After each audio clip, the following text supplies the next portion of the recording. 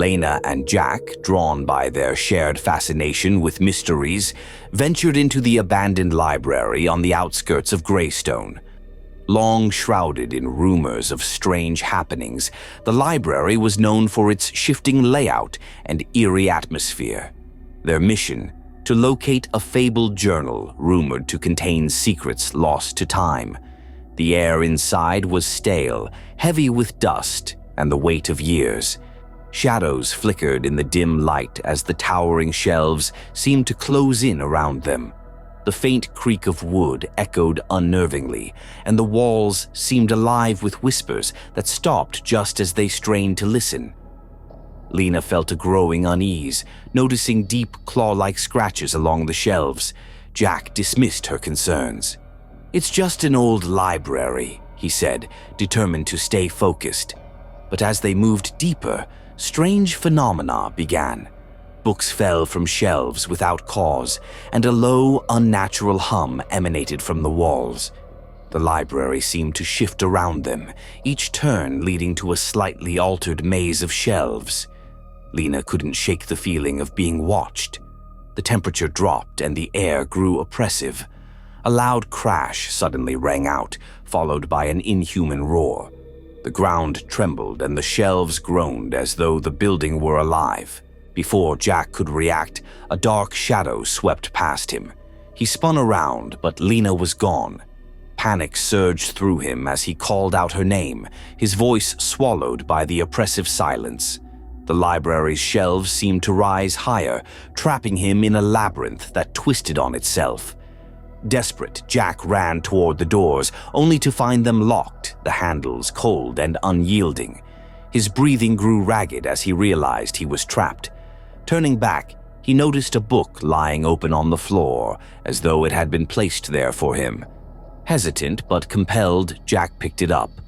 The book was an autobiography of a young woman named Clara, and its pages revealed a dark history.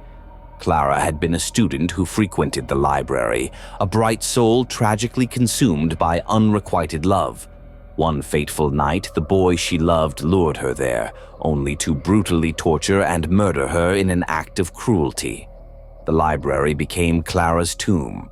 Her soul, unable to move on, lingered within its walls, transformed by her rage and betrayal. Over time, her spirit became a guardian, determined to protect the space from cruelty like the one she endured. Yet her vengeance came with a price. Every woman who entered the library vanished, claimed by Clara's curse. Jack's stomach churned as he read.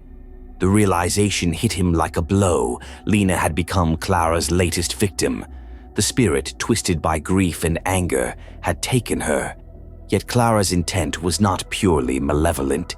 She had sought to create a sanctuary within the library, a place where no woman would suffer at the hands of men.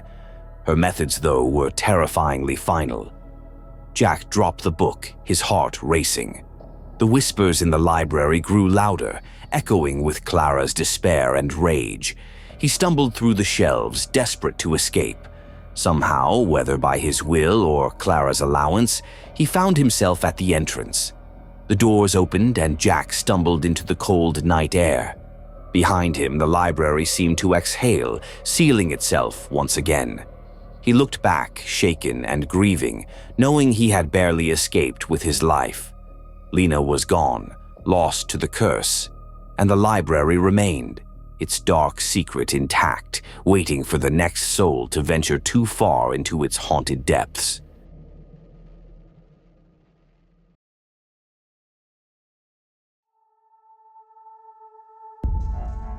The Brook Public Library stood on the outskirts of town, a towering structure of stone and shadow, its reputation whispered about in fear.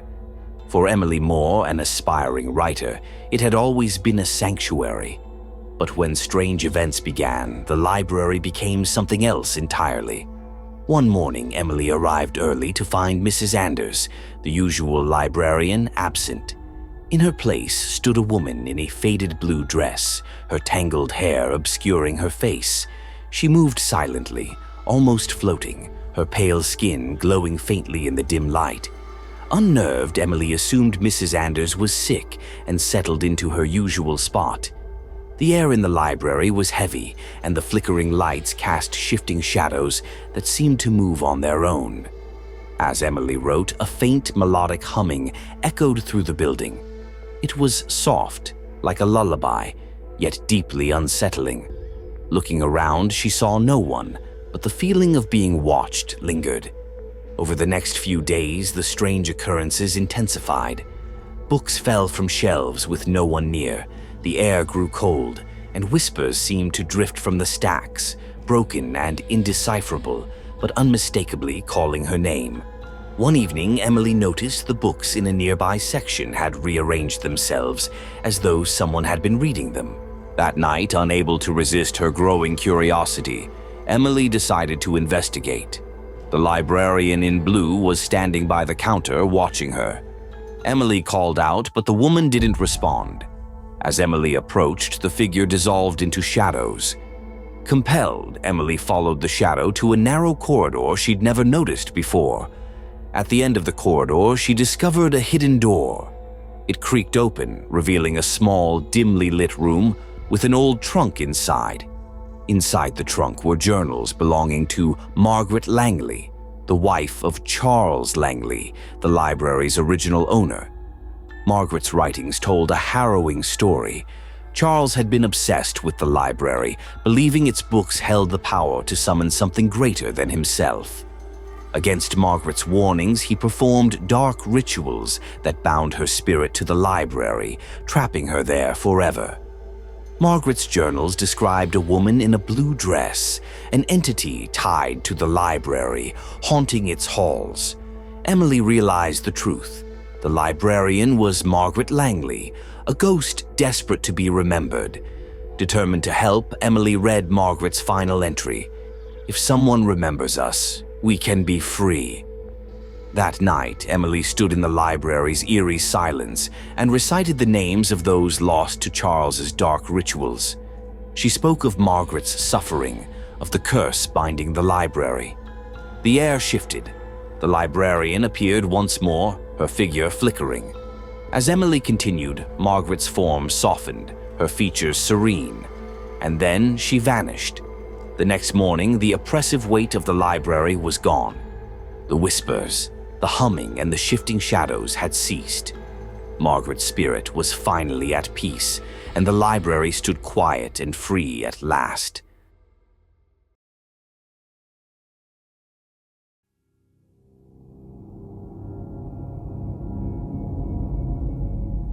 Bellwood Library loomed like a forgotten relic on the edge of Maple Ridge, its towering stone walls cloaked in shadows and dust. While the town flourished, the library remained shrouded in mystery, whispered about for its rare books and haunting presence. Scholars Valerie and Ethan, granted special permission to enter, sought a fabled journal rumored to contain long-lost knowledge. The moment they stepped inside, an eerie chill enveloped them. The stale air felt heavy, and the creaking doors seemed to seal them in. Towering shelves stretched endlessly, their maze-like arrangement amplifying the oppressive silence. Yet, the couple couldn't shake the feeling of being watched. As they delved deeper, strange phenomena began. Books shifted when they weren't looking, faint rustling echoed from unseen corners, and whispers, soft and unintelligible, brushed their ears. Ethan dismissed the unsettling atmosphere, urging Valerie to focus on their task, but her unease grew. Time blurred as the library's labyrinth seemed to expand. Suddenly, a faint glow caught Valerie's eye, a book on a distant shelf, glowing faintly. Drawn to it, she reached out, but the moment her fingers touched its leather cover, the temperature plummeted. The walls seemed to shift, breathing in time with her racing heartbeat. As she retrieved the book, another fell from the shelf with a resounding thud. Startled, she picked it up. This second book, older and thicker, bore the cracked, weathered cover of something ancient.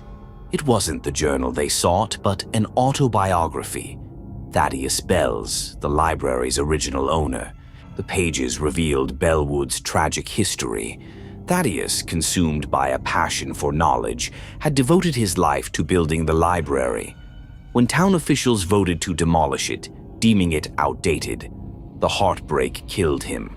His soul, unwilling to leave his life's work, became bound to the library. Thaddeus wasn't a vengeful spirit, but a guardian, protecting his sanctuary from destruction and ensuring only those worthy could access its treasures. The whispers, shifting books, and eerie cold had been his attempts to guide Valerie and Ethan to the journal they sought. Realizing this, they felt awe replace their fear. Thaddeus had deemed them worthy, revealing the library's secrets and trusting them with its knowledge. As they left, journal in hand, they carried not just their prize but a newfound respect for the spirit who had safeguarded Bellwood for centuries. The library remained, forever protected by the devotion of Thaddeus Bell, a silent sentinel ensuring that seekers of knowledge would never leave empty-handed.